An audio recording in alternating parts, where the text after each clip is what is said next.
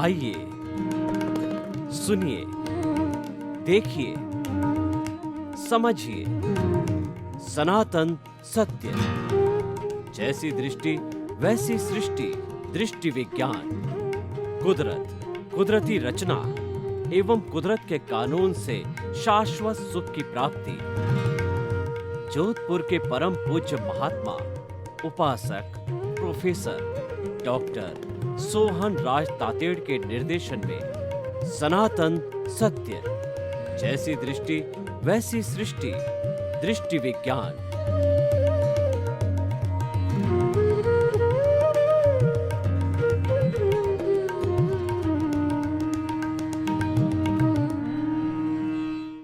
चंदेषु निम्मलयरा आईचे सुवयं पयासयरा सागरवर गंभीरा सिद्धा सिद्धिं मम दिशन्तु सिद्धा सिद्धिं मम दिशन्तु। मेरे भीतर विराजमान और समस्त जीवित प्राणियों के भीतर विराजमान मूल स्वरूप की शुद्ध आत्मा भगवान हम सभी को ऐसी शक्ति दो, जागृति दो कि हम सद्ज्ञान को प्राप्त करें, सही रास्ते पर चलें, लोक कल्याण करें, जगत कल्याण करें और किसी को कष्ट न दें। सनातन सत्य, अल्टीमेट ट्रुथ, सार्वभौम सत्य। इस संसार की अल्टीमेट रियलिटी क्या है? इस जगत की वास्तविकता क्या है? इस जगत को किसने बनाया है? इन सब बातों की जानकारी करना मानव के लिए अति आवश्यक है, क्योंकि मानव एक ऐसा व्यक्ति है जो कि शाश्वत सुख को प्राप्त कर सकता है। दूसरा प्राणी शाश्वत सुख प्राप्त नहीं कर सकता। शाश्वत सुख की नींव लगाने के लिए मानव जीवन का प्राप्त होना ये पहली शर्त होती है, और वह हमें अपने पुण्य से मिला, अपने भाग्य से मिला, उसका हमें सदुपयोग करना चाहिए। मानव जीवन एक पारसमणि है, ये एक चिंतामणि रत्न है, ये नंदन वन है, और ये जो है वो हमारा भाग्य विधाता है। तो हमें अपने जीवन को अच्छा बनाने के लिए सनातन सत्य, जो कि कुदरत, कुदरती रचना और कुदरत के कानून पर आधारित है, उसका आज हम समीक्षा करेंगे। और हम प्रतिदिन आपको सनातन सत्य कार्यक्रम बताते हैं। क्यों बताते हैं? क्योंकि हमारा उद्देश्य है कि आपकी जो नेगेटिव थिंकिंग है वो पॉजिटिव में बदल जावे, आपकी जो रॉन्ग बिलीफ है वो राइट बिलीफ में आ जावे, आपका जो रॉन्ग विजन है वो राइट विजन के अंदर आ जाए। और हम ये चाहते हैं कि थिंक पॉजिटिव, डू पॉजिटिव और बी पॉजिटिव। इन सब बातों को आप तक पहुंचाने के लिए हम अलग अलग एपिसोड्स के माध्यम से आपको सनातन सत्य बताना चाहते हैं। तो आज हमारा बहुत ही सुंदर विषय जो है हमने प्रतिपादित किया है, वह हमारा विषय है, क्या धन मेरा उद्धार करेगा? ये प्रश्न एक ज्वलंत प्रश्न है। हमने अपने जीवन का लक्ष्य जो है धन कमाना मान रखा है, यानी अर्थ केंद्रित हो गए, हम सेल्फ सेंटर्ड हो गए हैं कि धन के द्वारा हम सब कुछ प्राप्त कर सकते हैं। सत्ता, संपत्ति, व्यवहार, हमारे रिश्ते, संबंध सब धन के द्वारा प्राप्त किए जा सकते हैं। यानी हमने तो इस भौतिक जगत का ईश्वर धन को ही मान लिया है। तो आज का हमारा ये एपिसोड है, क्या धन मेरा उद्धार करेगा? धन को हम साधन मानते हैं और साध्य है हमारा परमानेंट सुख को प्राप्त करना, अच्छा जीवन प्राप्त करना, सुखी जीवन प्राप्त करना, ये हमारे जीवन का लक्ष्य है। तो हम आपको बताना चाहते हैं कि क्या धन हमारा उद्धार करेगा? धन साधन होने के कारण इसकी अति आवश्यकता है। हमारी भारतीय संस्कृति के अंदर पुरुषार्थ चतुष्टय बताया गया है कि अर्थ, काम, धर्म और मोक्ष, काम के आधार पर सारी ये दुनिया चलती है, ये जगत चलता है, और अर्थ के आधार पर हमारा वस्तु विनिमय होता है और हमारी मूलभूत आवश्यकताएं रोटी, कपड़ा, मकान, शिक्षा, चिकित्सा है, सब अर्थ के आधार पर जो है वो प्राप्त किए जा सकते हैं। हम अर्थ की उपयोगिता को नहीं नकारते हैं, लेकिन अर्थ ही सब कुछ है, धन ही सब कुछ है। धन हमें मुक्ति दिलाएगा, धन हमें परमानेंट सुख देगा, ये हमारी भ्रांति है, ये हमारी रॉन्ग बिलीफ है। इस रॉन्ग बिलीफ को सही करने के लिए ही आज हम प्रवचन कर रहे हैं। देखिए कि हम जो धन कमाते हैं वह हमारे परिवार के भरण पोषण के लिए आवश्यक होता है, और मनुष्य एक सामाजिक प्राणी होने के कारण जब वो समाज में जीता है तो अतिथि देवो भव, उसके अतिथि भी आ जाता है, उसके संबंधी भी आ जाता है, तो सबके लिए अर्थ की आवश्यकता होती है। आप देखिए कि जब आप घर से बाहर निकलते हैं और पर्स नहीं होता है तो आपकी कोई भी प्रवृत्ति सही नहीं हो पाती है, क्योंकि हर जगह अर्थ की आवश्यकता होती है। पुराने जमाने के अंदर बार्टर सिस्टम हुआ करता था कि जिस किसी के पास के अंदर अन्न होता था, धान्य होता था, वह दूसरे को देकर के कपड़ा खरीद लेता था, और कपड़े वाला होता था वह सब्जी वाले को कपड़ा दे करके और सब्जी खरीद लेता था। तो वस्तु विनिमय चलता था। उसके बाद में जब से मुद्रा आई है तो मुद्रा के विनिमय के द्वारा हम अपना सब काम जो है चला लेते हैं। अब अर्थ के बारे में ये देखिए कि जो हमारा यह मापदंड है कि मैं अगर समाज के अंदर करोड़पति अरबपति बनता हूँ तो मेरी प्रतिष्ठा बहुत बढ़ जाएगी, ये भ्रांति है। क्योंकि ऐसा कहा गया है कि if wealth is lost nothing is lost, if health is lost something is lost, and if character is lost everything is lost.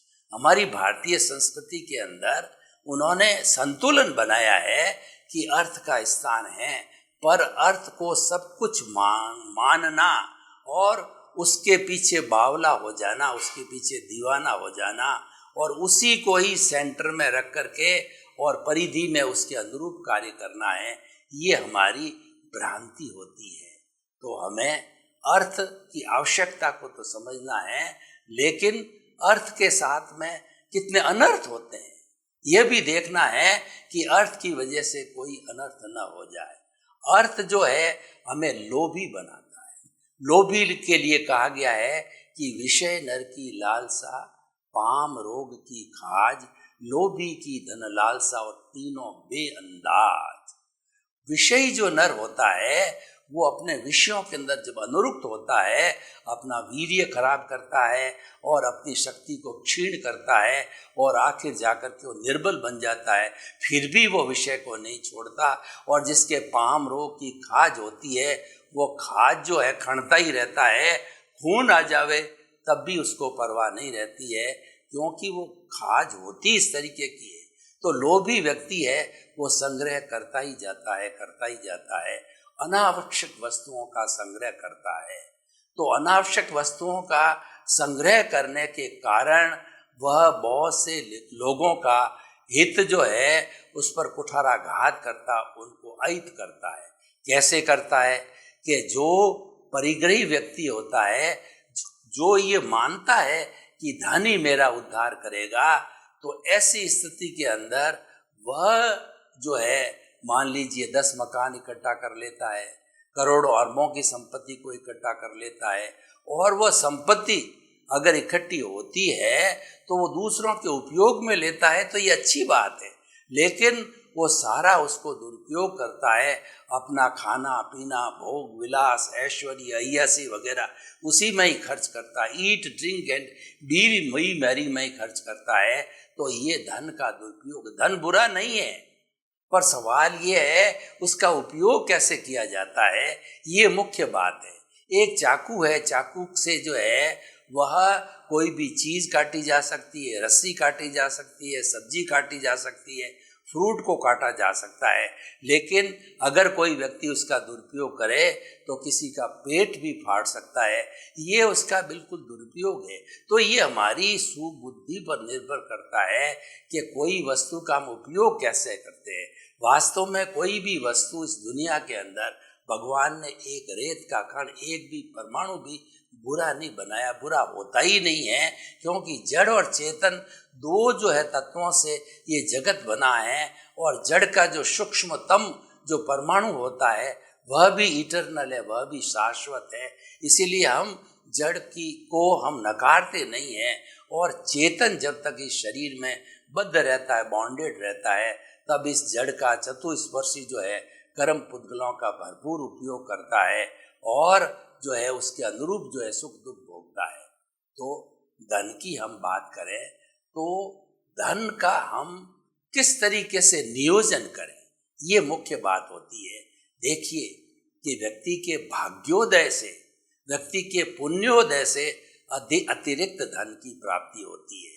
और जिसका सामान्य पुण्य होता है उसको परिवार के भरण पोषण जितना ही उसको धन मिलता है। हमारे समाज में 3 कैटेगरी के लोग होते हैं। पहली कैटेगरी जो है वह है जो निम्न वर्ग की। तो निम्न वर्ग के अंदर मजदूर आता है, वो हैंड टू माउथ होता है, दिन भर में कमाता है और वही सारा खर्च कर देता है। और दूसरी मध्यम वर्गीय लोग होते हैं। तो मध्यम वर्गीय लोग जितना कमाते हैं उनके खर्चे से उससे अधिक रहते हैं, यानी उसके हमेशा टूटती रहती है, कमी रहती है। और जो उच्च वर्ग के लोग होते हैं, धनाढ्य होते हैं, वो तो समाज के अंदर 10% से अधिक नहीं है, वो वेल टू डू होते हैं। उनके भाग्योदय से उनको अथाह संपत्ति मिलती है और उनको अथाह संपत्ति मिलने के कारण जो है वह उसका उपयोग करते हैं। प्रश्न ये है कि वो उसका कैसे उपयोग करें। देखिए धन की 3 गतियां होती है। पहली गति तो ये होती है, सबसे अच्छी गति है कि आप दोनों हाथों से चैरिटी कीजिए, यानी परोपकार के कार्य कीजिए, उपकार के कार्य कीजिए, ताकि कि वो धन का सदुपयोग हो सके। और दूसरी गति ये होता है कि अपने परिवार गण और अपने से जुड़े हुए मित्र गण या जो हमारे करीबी है उन लोगों की मदद करके और हम धन का सदुपयोग करते हैं। अगर हम ऐसा नहीं करते हैं तो लक्ष्मी के रहने की एक निश्चित समय हो रहता है। तो धन जो एक निश्चित समय तक ही मनुष्य के पास में रहता है और वह समय आने पर ऑटोमेटिकली, यानी पुण्य समाप्त होने पर वह धन भी अपने आप चला जाता है। हमने बहुत से लोगों को देखा कि आज से 25-50 साल पहले या एक जनरेशन पहले वो अरबपति हुआ करते थे और आज उनकी संतान है वो रोडपति है, क्योंकि ये बदलना ये संसार का नियम है। हर क्षण हर वस्तु बदलती रहती है। जो संचरण करता है वह संसार कहलाता है, इसको रोका नहीं जा सकता है, इसीलिए ये बदलता रहेगा। प्रश्न ये है, हमारी जो सही समझ ये होनी चाहिए कि हम उसको धन का सदुपयोग कैसे करें। और जहाँ तक उद्धार की बात होती है तो उद्धार तो व्यक्ति को अपने स्वरूप की, निज स्वरूप की जानकारी करने से ही उद्धार होगा। मैं आपके सामने एक प्रश्न रखना चाहता हूँ, उद्धार किसका करना है? उद्धार हमारे भीतर बॉन्डेड विराजमान आत्मा जो कि अज्ञानता से जुड़ा हुआ है, मूल स्वरूप में तो वह मोक्षगामी ही है। वो अनंत ज्ञान, अनंत दर्शन, अनंत शक्ति और अनंत सुख का धाम है। वो ज्ञाता और दृष्टा है और वो सब में सामान्य रूप से ही एक सा ही भगवत स्वरूप के अंदर विराजमान है, उसके अंदर कोई फर्क नहीं होता है। और ऐसा मूल परमात्मा जो है वो भूत में, भविष्य, वर्तमान में सदा एक सा रहता, उसमें कोई परिवर्तन नहीं आता है। इसका उद्धार करना, उद्धार करने का अर्थ ये हुआ है कि हमारा जो आत्म तत्व इस शरीर में है, इस शरीर से उसको जुदा करके अज्ञानता की वेल्डिंग को तोड़ करके जो कॉजल बॉडी रूपी अज्ञानता है उसको समाप्त करके और इसको फ्री करना है, इसको कारागार में से निकालना है। और कारागार से जब हम निकाल देंगे तो ये सिद्ध बुद्ध और मुक्त हो जाएगा। तो हमें उद्धार किसका करना है? हमें उद्धार करना है अपने मूल स्वरूप में विराजमान आत्मा का। तो क्या वह उद्धार धन के द्वारा हो सकता है क्या? वो आज का हमारा विषय है कि धन तो साधन है, धन तो जड़ है, वह उद्धार में कैसे सहयोगी हो सकता है, उसको साधन रूप में उपयोग करना चाहिए। और ये भी हमें पूर्वकर्त कर्मों के अनुसार मिलता है। मजदूर देखिए कि वो सुबह से शाम तक 8 घंटे 10 घंटे 12 घंटे खून पसीना एक करता है, वो पसीने से लथपथ हो जाता है, वो मिट्टी खोदता है, खड्डे खोदता है या मजदूरी करता है खेती बाड़ी में, पर उसको मिलते कितने हैं? 500,000 रुपये। जबकि कोई भाग्यशाली होता है, कोई पुण्योदय वाला व्यक्ति होता है, तो वो सो रहा होता है, फोन पर बात करते करते वो लाखों करोड़ों रुपयों का जो है लाभ प्राप्त कर लेता है। तो ये तो सब लक्ष्मी मात्र जो है वो परिश्रम करने से नहीं आती है, लक्ष्मी पुण्योदय से आती है। ठीक है, लक्ष्मी आ गई, लेकिन लक्ष्मी के आने तक ही हमें संतुष्ट नहीं होना है, हमें उसका सदुपयोग करना चाहिए। तो अब मैं आपको कुछ ऐसे मंत्र देना चाहता हूँ कि ये धन है हमारी आत्मा का उद्धार तो नहीं कर सकता है, और एक दार्शनिक दृष्टि से ये उद्धार भी कर सकता है अगर हम उस धन का सदुपयोग करें। अगर हमने धन का उपयोग कर दिया तो हम और संसार में डूब जाएंगे, क्योंकि उसके धन के दुरुपयोग से जो है हम और नए कर्मों का ग्रहण करेंगे, हम नए चार्जेस डालेंगे, नए प्रतिष्ठा करेंगे, नए भाव कर्म डालेंगे, और वो क्रोध अहंकार माया लोभ के होंगे, और वो डालने से हमारी कॉजल बॉडी की वृद्धि होगी। तो उसके दुरुपयोग धन उद्धार सदुपयोग से करता है, और दुरुपयोग से जो है धन हमारे को निम्न श्रेणी के अंदर हमको वो नारकी तक भी ले जाता है। देखिए, इस धर्म का अब आप कहेंगे कि हमें धर्म का उद्धार हमें धन के द्वारा अगर उद्धार करना है तो हम कैसे करें? आपके पास धन है तो उस धन का सदुपयोग करने के लिए हमारे समाज में जो अभावग्रस्त लोग हैं, जो लूले हैं, लंगड़े हैं, अपाहिज है, मूक है, बधिर है, विधवा है, अनाथ है, वृद्ध है, उन सब की जो है अभावग्रस्त लोगों की अगर हम तहे दिल से अपने धन से उनकी सेवा करें तो उनकी सेवा के अंदर जो चैरिटी लगती है वो धन लगता है। वो धन का अच्छा नियोजन है, वो धन का सदुपयोग है, वह किया जाना चाहिए। और इसके पीछे सदुपयोग करने के पीछे व्यक्ति की भावना मायना बहुत रखती है, क्योंकि व्यक्ति की मूलभूत आवश्यकताएं तो थोड़े से परिश्रम से ही जो है संपूर्ण हो जाती है, परंतु अतिरिक्त धन है उसके लिए व्यक्ति को समाज में परोपकार, समाज कल्याण, जगत कल्याण, लोक कल्याण का काम करना चाहिए। हमारे हिंदुस्तान की ये संस्कृति है कि लोग दान पुण्य के अंदर विश्वास करते हैं, और मैं बड़े बड़े उद्योगपति आपको बताता हूँ कि टाटा है, बिड़ला है, सिंघानिया है, डालमिया हैं, और जो बहुत से बड़े बड़े लोग हैं जो कि आज उस धन का सदुपयोग करते हैं। मैं एक बहुत बड़ा उदाहरण आपको देना चाहता हूँ कि जो है वो बहुत बड़ी कंपनी के मालिक, जो आप वर्ल्ड के नंबर 1 रिचेस्ट पर्सन है, वो बिल गेट्स है। तो उस बिल गेट्स ने जो है वो पहले वो बहुत सी जो सारी कंपनियां चलाते थे सॉफ्टवेयर की, तो उन कंपनियों में एमडी वगैरह रहते थे, और अपना 1 या 2% जो है वो धन की संपत्ति का पैसा अपने परिवार के लिए उपयोग करते थे, और स्वयं के उपयोग के लिए वही पुरानी गाड़ी, वही पुराना बंगला और सब वही पुरानी चीज़ें, यानी बड़ी सादगी से वो जीवन यापन करते थे। और ऐसा बताया जाता है कि लगभग 97-96% जो है सारा पैसा वो ट्रस्ट के माध्यम से लोक कल्याण में लगाते हैं। तो अब वो इस भावना से प्रेरित होकर के ज्यों-ज्यों उनकी आयु बढ़ रही है, वो प्रेरणा प्राप्त करके, और उन्होंने अभी संकल्प किया है कि मैं जो है वो मैनेजिंग डायरेक्टर की पोस्ट को छोड़ता हूँ, और मेरा समय है वह मैं जो है वो लोक कल्याण के लिए लगाऊंगा। यानी मैं सारा समय जो है मेरी चैरिटी की संस्थाओं हैं उसको दूंगा। तो उन संस्थाओं को जो है वो समय देने के कारण वो संस्थाएं अब बहुत ही अच्छा कार्य करने लग गई है।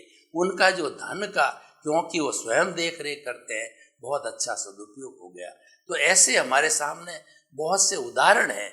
बिड़ला जी को देखिए, बिड़ला जी जो है अपने राजस्थान छोड़ करके जब कोलकाता के अंदर बिजनेस करने के लिए आए थे तो उनकी स्थिति ऐसी थी कि गाड़ी का किराया देने तक का नहीं था, और वो पिलानी के अंदर किसी ब्राह्मण के यहाँ जो है अपने अपने पात्र वगैरह जो है रहन रख करके उन्होंने पैसा प्राप्त किया था, और आज वो पात्र वहाँ उस ब्राह्मण के संतान के पास में उपलब्ध है। और बिड़ला जी की संतान भी कहती है कि वो आप चाहो जितना करोड़ों रुपया ले लो हमसे, लेकिन हमारे वो पात्र जो है वो हमको लौटा दो जो आपको रहन रखे हैं। लेकिन वो ब्राह्मण की संतान उनको दे नहीं रही है, क्योंकि वो कहती है कि हमको पैसे को क्या करना, हमें तो एक उदाहरण देना है दुनिया को कि व्यक्ति की प्रारंभ की स्थिति कैसी रहती है। तो व्यक्ति को कभी भी धन प्राप्ति के बाद में अहंकार नहीं करना चाहिए। तो ऐसे ऐसे महान लोग हमारे हिंदुस्तान के अंदर है जो सारा पैसा वो चैरिटी के अंदर लगाते हैं, और चैरिटी में लगाने के कारण लोगों का कितना भला हो रहा है, और हमारे समाज के अंदर एक संतुलन हो रहा है। हमारी संस्कृति के अंदर परोपकार को बहुत बड़ा महत्व दिया है, और उस परोपकार की बहुत महिमा गाई गई है। और जिसके पास में धन होता है वो बहुत अच्छा परोपकार कर सकता है। यानी परोपकार करने का सबसे अच्छा माध्यम है वो धन है, लेकिन उसका जो सदुपयोग करने के लिए, उसका नियोजन करने के लिए उसकी सुबुद्धि काम में आनी चाहिए।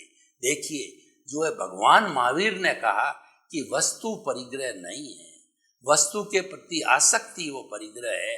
धन संपत्ति आपके पास कितनी हो, बंगले कितने ही हो, फैक्ट्रियाँ कितने ही हो, लेकिन जो है वह धन संपत्ति जो है परिग्रह नहीं है।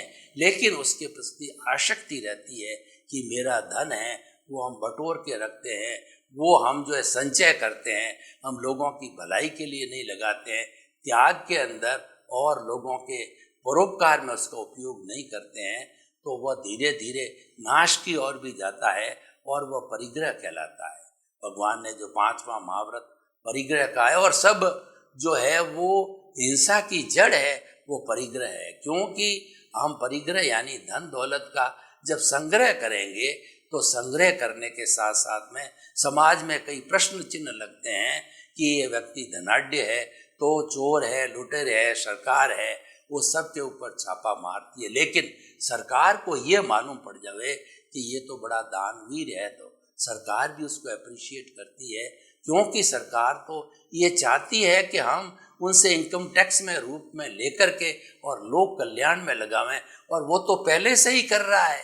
तो ऐसे व्यक्ति को सरकार भी सम्मान देती है, समाज भी सम्मान देता है, और सबसे बड़ा सुकून उसको खुद को ये रहता है कि मैंने जो मानव तन पाया है उस तन का मैं भरपूर उपयोग कर रहा हूँ। और देखिए, जो धन का सदुपयोग के अंदर लग जाता है तो वह व्यक्ति धर्म की ओर भी आकृष्ट होने लग जाता है, क्योंकि ये धन के प्रति जो अनासक्ति का भाव है, ये भाव व्यक्ति को अध्यात्म में ले जाता है।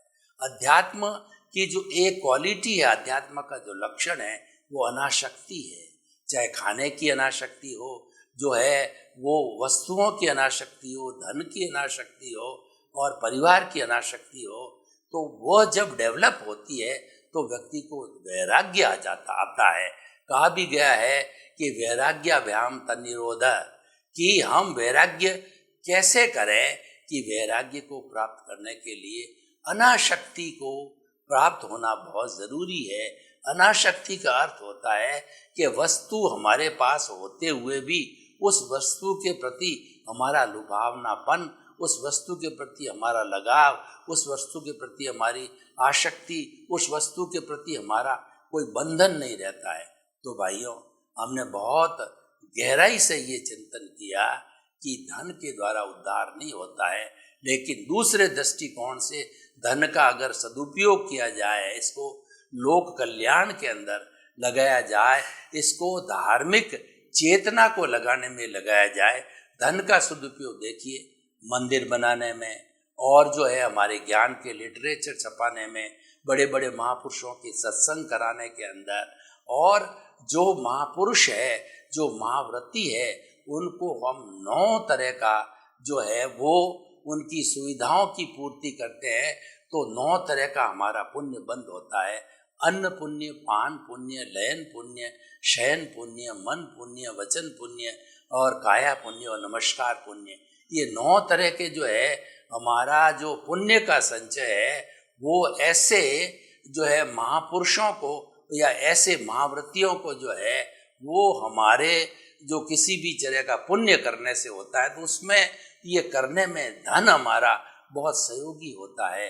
तो निष्कर्ष की भाषा में हम बात करें तो धन बुरा नहीं है, पर धन के प्रति जो आसक्ति है वो बुरी है। उसको मैं और मेरा समझ करके संग्रह करते रहें, अपनी तिजोरियां भरते रहें, अपना घर भरते रहें, तो उसका एक दूसरा जो है वो डिसएडवांटेज क्या होगा कि जो आपकी तिजोरियां भरी हुई है वह पैसा आपके परिवार तक ही सीमित रहेगा, आपके बाल बच्चों तक ही सीमित रहेगा। और उस व्यक्ति के रहते रहते या उस व्यक्ति के जाने के बाद भी जो है वो लड़ाई झगड़े उस धन के लिए हो जाते हैं कि इसमें मेरा हिस्सा इतना आना चाहिए, मेरा हिस्सा इतना आना चाहिए, मुझे मेरे पिताजी ने कुछ कम दिया, छोटे भाई को जो है वो ज़्यादा दे दिया। इस तरीके प्रश्न खड़े होते हैं। तो बच्चों को मात्र धन देने से तो बच्चों को बिगाड़ना है। आप बच्चों को उतना दीजिए कि उनकी मूलभूत आवश्यकताएं पूर्ति हो जावे। उसको साधन के रूप में तो धन देना ही चाहिए, क्योंकि ये उसकी उपयोगिता, उसके बिना हमारे साधन जो है हम पूर्ति नहीं कर सकते। लेकिन संस्कार देने चाहिए। ऐसा कहा जाता है पूत कपूत का धन संचय, यानी आपने अपनी संतान को अच्छे अच्छे संस्कार दिए तो वो संतान जो है पैरों पर खड़ा होकर के और धन को कमा लेगी। कई गुना जो आपने दिया है उससे कई गुना कमा लेगी। और दूसरे दृष्टिकोण से आपकी अगर संतान निठल्ली है, वो संतान संस्कारहीन है, आप उसको कितना ही दे दें तो वह जो है वो उसका नाश कर देगा, वह उस सबको खर्च कर देगा, वह उसको दुरुपयोग कर देगा, क्योंकि उसके पास समझ नहीं है, उसके पास संस्कार नहीं है कि किस जगह से जो है पैसा हमें लगाना चाहिए, पैसे का सदुपयोग कहाँ है, ये उसको संस्कार है नहीं है। तो किसी भी दृष्टि से हम देखें धन बुरा नहीं है, लेकिन धन के प्रति आसक्ति, धन के प्रति लगाव, धन के प्रति अटैचमेंट, धन के प्रति परिग्रह और हर वक्त यार ध्यान रहना मेरा धन कोई लुटेरा नहीं ले जावे, सरकार नहीं ले जावे और मेरी संतान भी उसको नहीं हड़प कर ले। ये जो आर्त ध्यान, ये बार बार भावना जो बनी रहती है, उससे जो है ये धन हमें अशांति पैदा करता है और हमारा उद्धार करने के बनिस्बत जो है हम कर्मों का जो है संचय करने लग जाते हैं। तो इसीलिए धन को साधन मानिए, साध्य मत मानिए। धन का सदुपयोग कीजिए, धन का दुरुपयोग कभी मत कीजिए। और धन के द्वारा सामान्य व्यक्ति के अंदर अहंकार आ जाता है कि मैं तो करोड़पति हूँ, मैं तो अरबपति हूँ। वो लोगों को प्रदर्शन करके दिखाना चाहते हैं। चाहे ब्याह शादी का मामला हो तो बड़ी बड़ी तैयारियां करके, बड़े बड़े पंडाल बना करके और बड़े बड़े शो करके वो लोगों को ये दिखाना चाहता है कि मेरे बराबर समाज के अंदर कोई भी पैसे वाला नहीं है। वो धन का दुरुपयोग है। अगर उस जगह पर आपने उस धन को, बेचारे जो लोग अभावग्रस्त हैं, तो भाई और बहनों आप जो है ये मान करके चलिए कि धन हमारा उद्धार नहीं कर सकता। उद्धार तो हमारा धर्म करेगा, उद्धार तो हमारे अनासक्ति की भावना करेगा। लेकिन ये बात निश्चित है कि जो व्यवहार चलता है वह व्यवहार जो है वो धन के द्वारा ही चलता है। तो हम निष्कर्ष की भाषा में ये कहना चाहते हैं कि धन के द्वारा आप कभी भी जो है वह अहंकार न करें, दुरुपयोग न करें, इसको साधन माने, इसको परोपकार के लिए उपयोग करें, तो आपके लिए ये धन बहुत ही उपयोगी सिद्ध हो सकता है, इसका सदुपयोग हो सकता है। सर्वे भवन्तु सुखिनः, सर्वे सन्तु निरामया। लोक के सब जीवों को सुख मिले, शांति मिले, आनंद मिले, सबको मुक्ति मिले, यही शुभकामना।